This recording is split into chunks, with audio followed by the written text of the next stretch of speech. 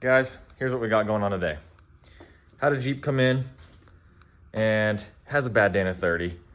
The pinion bearings and the carrier bearings are all bad. When you open it up, which I'll show you guys at the end of the video, there is teeth marks everywhere that there shouldn't be. This thing is unbelievably loud when you try to drive it even 10 miles an hour. So we're gonna be doing an axle swap.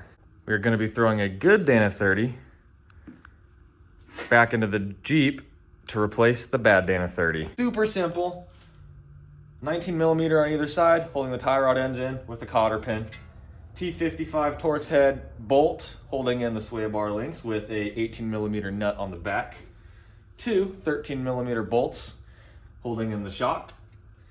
And 21 millimeter nut and bolts holding in the lower control arm. 15 millimeter nut and bolt holding in the upper control arm. Let's zip these off real quick. Give her a good. That's all it takes.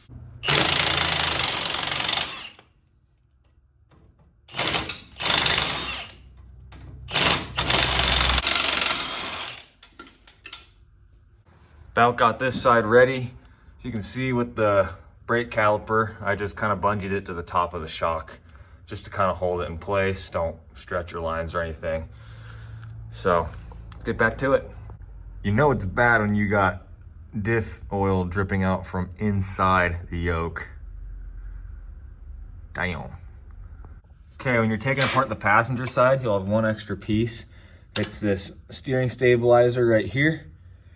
It's attached to the coil buckets.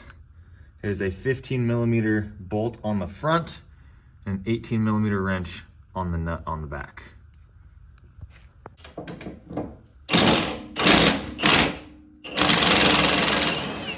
And then for the track bar, it is a 15 millimeter bolt on the axle side.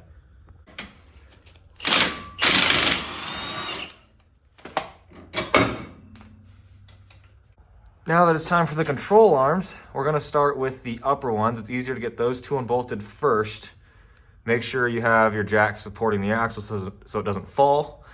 And then we'll take off the lower control arms, both at the frame side, leave them attached to the axle. It's a lot easier to get them off the axle once it's out from under the car.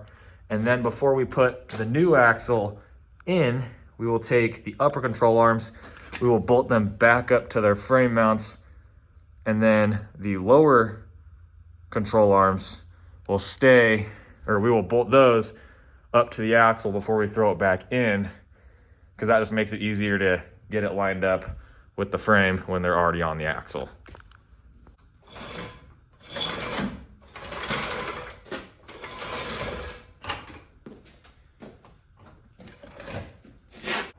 And it's out in less than an hour. It's really not that bad.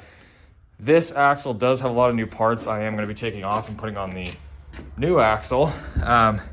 Previous owner thought it was a wheel bearing issue. So both of those are new, and the CV axles are also relatively new. So we're going to pop all those out, and I'm also probably going to pop the yoke off, and then we'll put this axle together, get the control arms back on, and throw it back in.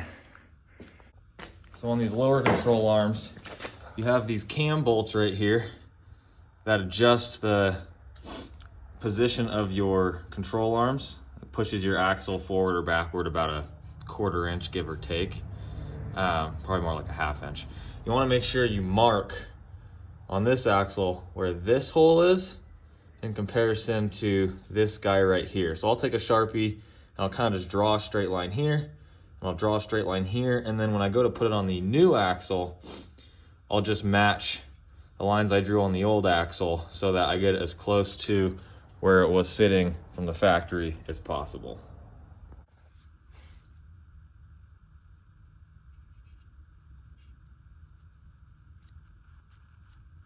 Like that.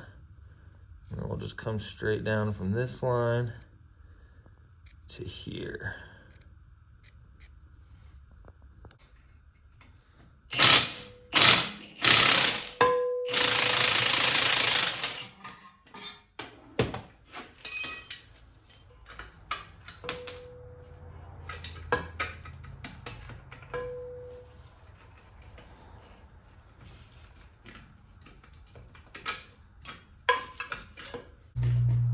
only need everything on this side of the axle for the new one. So we're just gonna take it all out as one assembly, wheel bearing, axle shaft, everything. And to do that, there's just 3 bolts on the back side of the knuckle. They're a 13 millimeter 12 point. There's 1, 2, and there's a third one on this side over here. I'm gonna pull those off, and then we should be able to pull everything out from the wheel bearing down.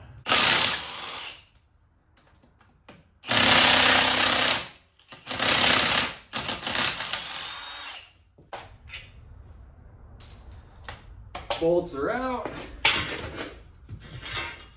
And just like that.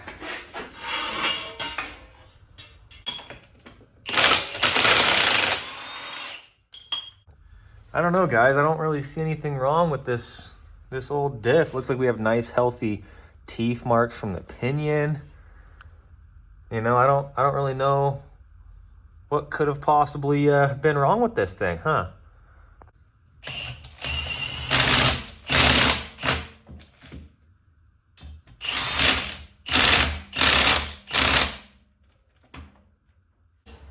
We're in.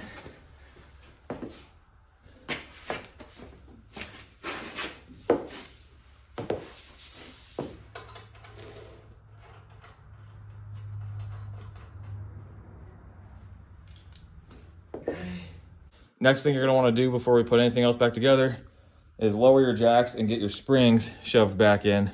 That's the biggest part, and then everything else should go back together nice and easy.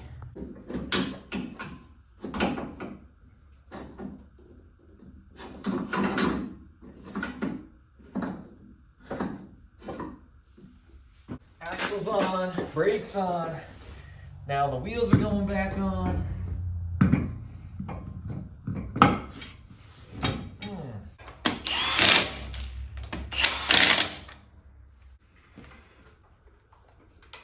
And just like that, it's like I never did anything. Axle's in. It's really simple. It took me all of 2 hours to do. So I'm gonna go take it for a test drive, finish getting this thing cleaned up, and get it out of here. Thanks for watching.